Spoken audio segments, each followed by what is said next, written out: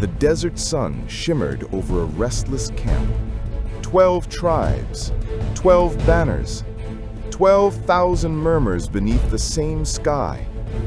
They had seen miracles, the Red Sea split, manna fall from heaven, and yet, beneath the hum of daily life, a quiet bitterness stirred. Among the sons of Levi was Korah, son of Izhar, grandson of Kohath, and cousin to Moses and Aaron. A man of stature, a man who carried the sacred things of the tabernacle, yet forbidden to touch them. He stood close to holiness, but was not chosen to minister at the altar, and that became a thorn in his pride.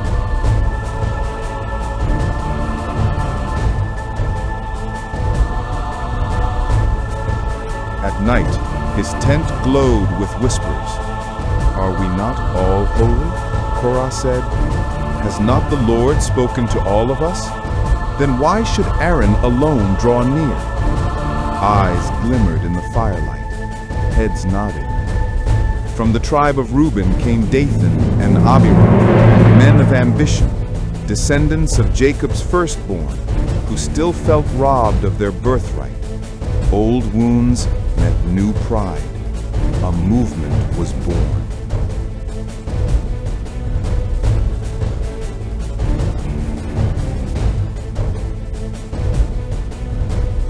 Soon, 250 princes of Israel stood with them, men of renown, leaders of the congregation. They confronted Moses at the tabernacle and cried, "You take too much upon yourselves. All the congregation is holy, and the Lord is among us." Moses fell face down before them, and when he rose, his eyes were filled with sorrow. "Tomorrow," he said, "the Lord himself will show who belongs to him."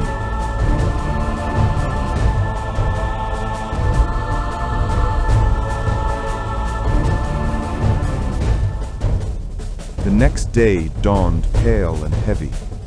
Korah and his men came, each holding a bronze censer filled with burning incense, a holy act they were not anointed to perform.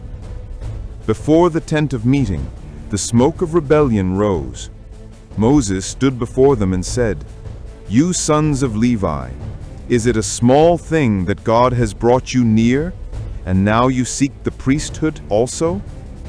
But Korah's face hardened, and Dathan and Abiram refused even to appear before Moses.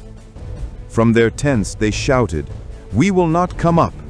You brought us from a land flowing with milk and honey, only to kill us in this wilderness." The people watched in confusion, some for Moses, some for Korah.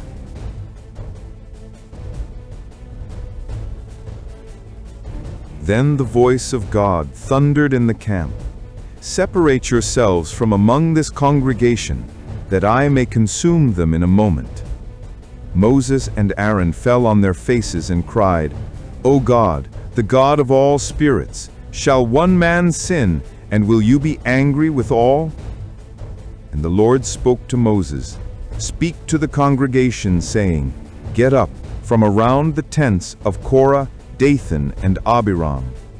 Moses rose and walked toward the camp of the rebels, the elders following him in silence. He lifted his staff and called out, "Move away! Depart from the tents of these wicked men! Touch nothing of theirs, lest you be consumed in their sins."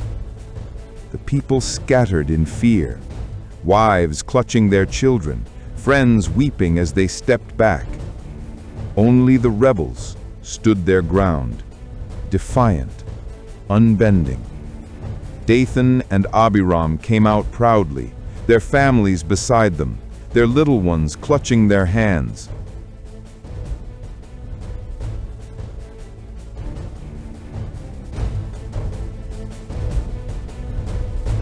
And Moses said, "If these men die a natural death, then the Lord has not sent me. But if the Lord creates a new thing, and the earth opens its mouth and swallows them, Then you will know they have despised the Lord." And at that very word, the ground beneath them split apart. A roar tore through the camp. The earth opened wide and swallowed them whole, men, women, tents, and all their possessions. The dust lifted like smoke, and they were gone. Fire then came forth from the Lord and consumed the 250 men who offered incense before him. The people fled in terror, shouting, "Lest the earth swallow us also."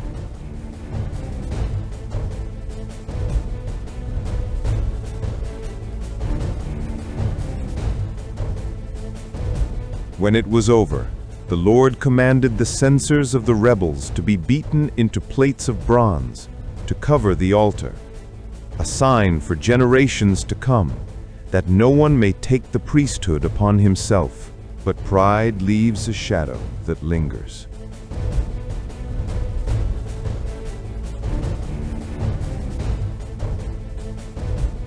The next day, the congregation murmured again, saying, "You have killed the people of the Lord."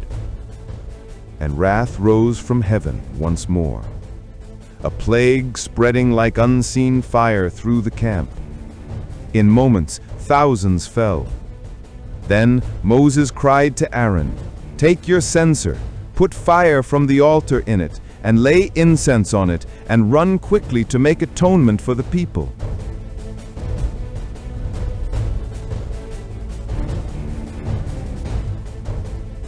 Aaron ran, an old man, but with the strength of mercy.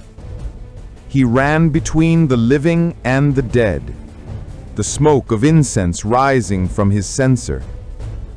And there he stood, between the living and the dead, and the plague.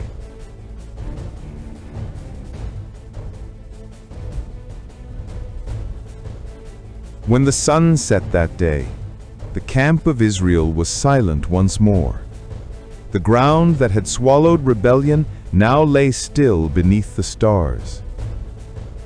And the same God who judged with fire showed mercy through smoke.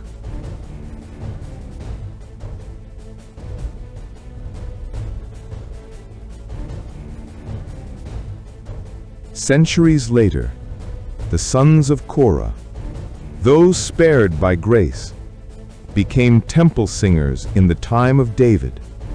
From their lips came songs like, "As the deer pants for the water brooks, so my soul longs after you, O God." Even in the ashes of judgment, God had left a melody of redemption. The story of Korah's rebellion is more than ancient history. It is a mirror held before every heart that seeks power over purpose. Pride opens the earth beneath us. Humility keeps us standing.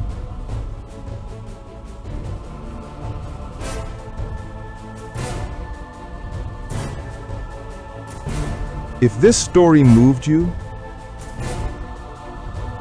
don't wait till later. Do it now. Like this video, share your thoughts in the comments, and ring that notification bell so you never miss our next breathtaking Bible story. Subscribe now, because the Word of God is alive, and every story still speaks.